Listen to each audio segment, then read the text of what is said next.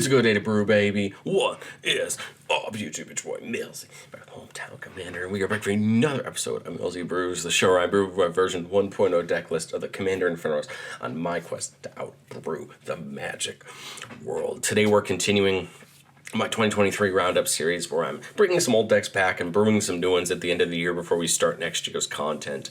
And of course, as always, deck lists will be down in the description for your pleasure. Today we're taking a look at Volo Guide to Monsters, a deck that I've built in the past and I really enjoy. It was a deck that I had a ton of fun with, but at the time, it just wasn't right for my play group.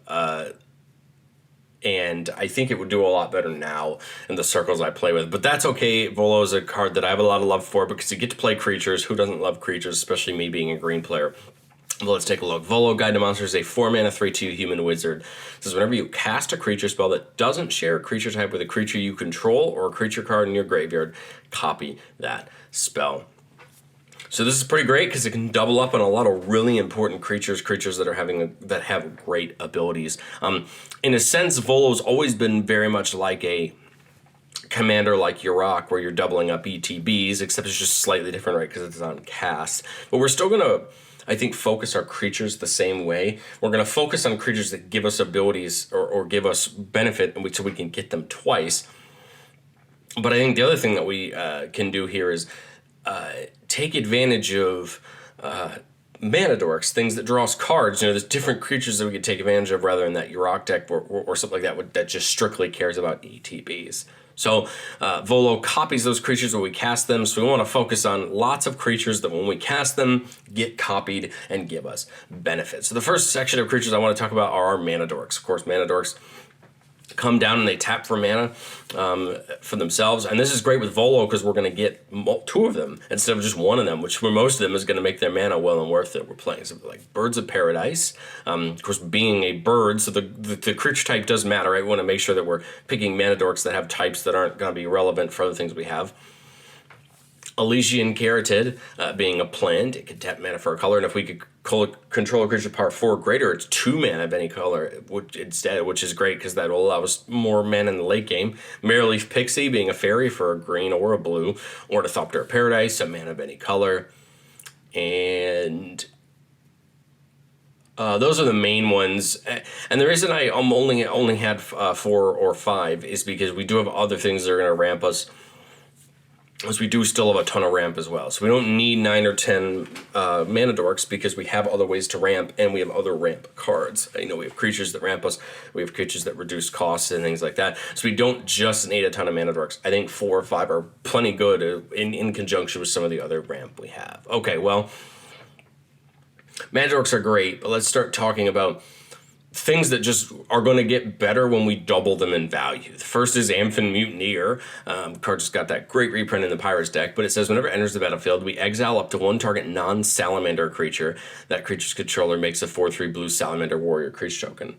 Well, this is great because we're going to get 2 of them, meaning we get to exile 2 creatures and give them the salamanders, but we don't particularly mind that because the token is almost always going to be worse than what we exiled. And now we have 2 3/3 bodies on the board, and that, again, we got 2 of them, and that effect is going to help us out a ton. A new card from the Doctor Who decks, Auton Soldier, an alien soldier, that says it can enter the battlefield as a copy of any creature in the battlefield, except it isn't legendary, is an artifact in addition to its other types, and has Myriad. Well, Myriad's ability that whenever it attacks, it creates a copy of itself attacking all other players. So, of course, we want to pick a creature that's pretty good in combat, but it has other great abilities, and there's a lot of really great ones to pick. We have some creatures that are big and have trample. We have some creatures that are just great value on their own. I like Auton Soldier because it could copy Volo if we wanted to get double copy triggers, or we could just copy another big creature and get more value from it. So I like Auton Soldier because it gives us some options. Beast Whisperer, whenever we cast a creature spell, we draw a card. Again, this is our try to play something instead of Guardian Project, which has gotten so expensive at the moment, although it is getting that nice reprint for Ravnica Remastered, so we'll see what happens there. But Beast Whisperers are our attempt for that, and we can get double it if we play it at the right time. Avenger of Zendikar, Of course, a big green finisher coming in and giving us a plant for each land we control. Whenever a land comes in, they get a +1/+1 counter to buff them up. Again, we get 2 of them, so we get twice the number of plants. And then on on that landfall, we would get twice the number of +1/+1 counters, which can definitely work its way towards hurting or ending a game. Defiler of Vigor is additional cost to cast a green permanent. We could pay 2 life. Those spells cost green less if we paid life. And whenever we cast a green permanent spell, put a counter on each creature you control. With 2 Defilers out, we can pay double green as 4 life if we want to.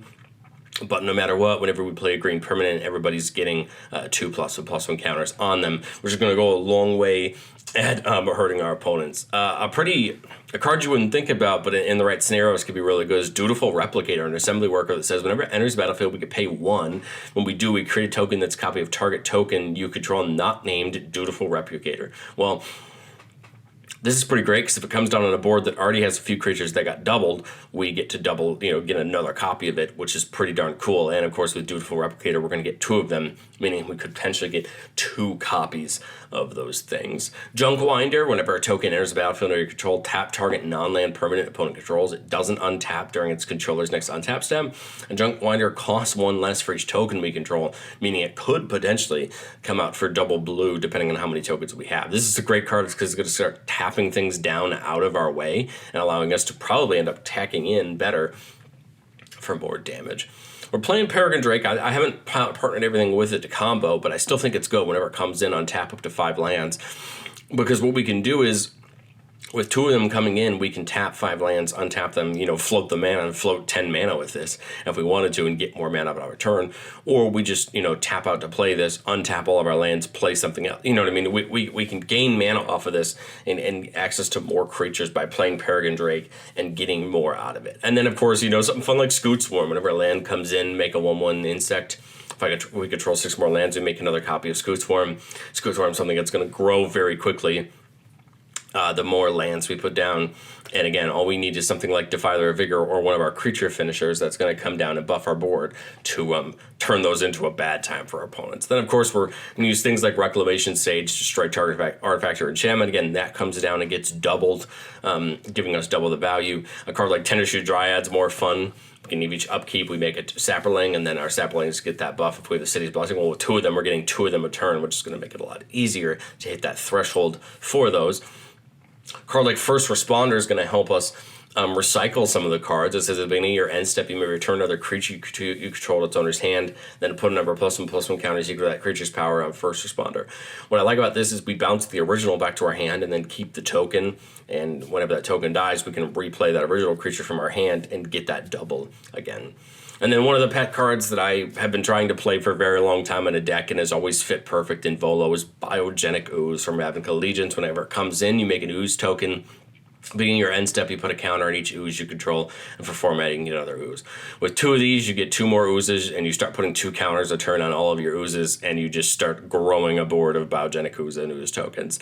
I love this card, and that feels like a perfect deck for it, since we're trying to take advantage of some of these fun creatures. All right, well, that's just a cross-section of some of the value we can get from the deck. Every creature in this deck is in here for a particular reason, to try to get value from it or having 2 of them or more on our battlefield. But let's start with how we're going to push towards the win.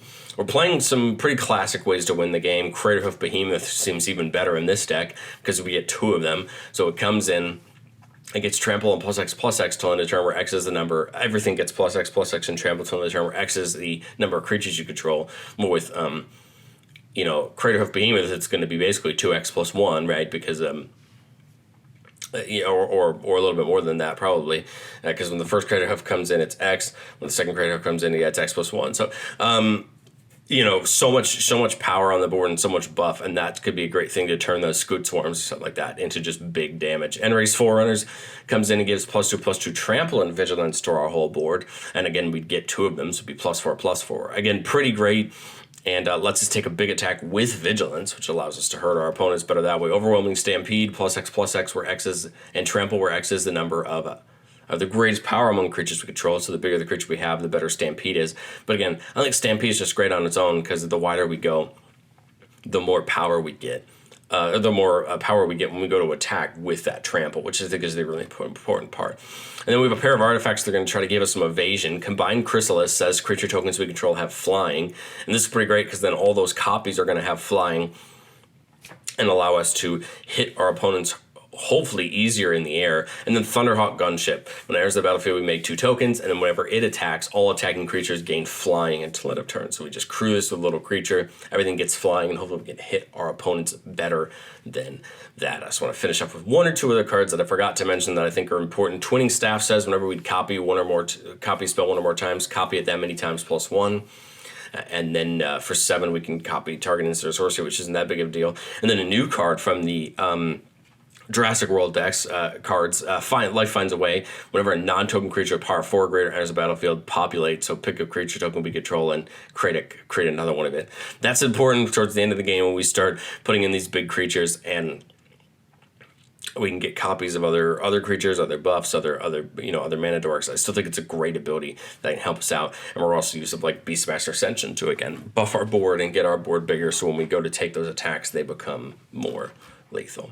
Well, like I always said on this show, we're brewing version 1.0 decks, which means that we're not testing these decks yet, and we may have missed some cards. But here are the cards I thought were close, but just didn't make it. And I want to just highlight a couple that I really liked. I just couldn't find a spot for, but I think I would be very quick to consider in testing. First up is Mana War. A 3-mana jellyfish that says when it enters the battlefield, return target creature to its owner's hand. I like Mana War because, again, just like our first responder, we're bouncing something back to our hands so we can replay it once its token dies. And I think that's important because we can get maybe we can double up again on that creature for more value. Tyrannix Rex, a big 7-mana 8/8 dinosaur with trample, word 4, and haste, and toxic 4. I like Tyrannix Rex a lot because it's a big attacker and it starts hurting our opponents. The only reason I didn't put it in is because it does share a type with Defiler of Vigor, and so I didn't want the odd scenario where you have both at the same time. But I think it's still worth it, a 7-mana 8/8 that all we need is to hit an opponent 3 times, or both of them to hit opponents once, and then that toxic, right? Once it get the 10 poison counters, they're dead. So Tyrannix Rex can go a long way. I mean, 8 mana, pretty great body, and as soon as we play a Craterhoof, it gets even worse, right? Or if enters Forerunner. So it's a creature I really like. It was just, again, the typing didn't work out. Same with Wormcoil Engine, a great body on its own. Death Touch Lifelink 6/6. Whenever it dies, we make 2 3/3s. But again, with being Phyrexian, I wasn't sure if I wanted to hamstrung that Defiler of Vigor, or a card that I think really is going to help us out in the long run. We have Double Major, the ability to copy target creature spell we control, except it isn't legendary. It feels great for Volo. It feels great for a bunch of other things, especially if we accidentally have creatures out that already share a type. And then up the Beanstalk probably just feels like it fits. Mana value 5 or greater, we draw a card. Again, we have so many great abilities of this, so many great big creatures in the deck. I just didn't put it in there because of the price. It's still a $4 uncommon, so it could be hard for some people to get. And then kind of an off-the-wall card that I thought about was Extravagant Replication. Start of our upkeep, we make a token that's a copy of another target non-land permanent we control. This can copy a lot of fun creatures and keep the party going. But let's get into our Goldfish, keeping a land here with a little bit of ramp. And I don't think the ramp's a bad idea, especially with Volo being 4 mana. But I think let's see. I think we'll go ahead and get the Yavimaya Coast down, and we're going to put this Wild Growth on it. And I think we're going to call green. So no matter what we tap this Yavimaya Coast for, it's going to tap for an additional green. Oh, it's not a call. That's right. It's just automatic. I apologize. I was thinking of Utopia Sprawl. We draw another forest, and let's get this Rampant Growth going to go get a island. So we now have 4 mana for Volo, which we wanted to do very quickly. To 5 mana, let's get Volo down because we want to start getting our copies going. We draw for the next turn 6 mana, so we have Murkfiend Leech, which untaps all of our creatures with Purgle. We have the Beastmaster, the Beast Whisperer, which is going to start drawing cards, so let's do that.